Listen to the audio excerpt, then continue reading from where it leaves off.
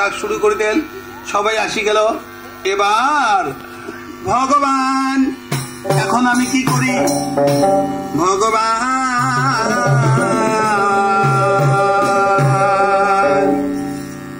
আরে কি করিবে দেবের পদ্মা ভাবে মনে মনে।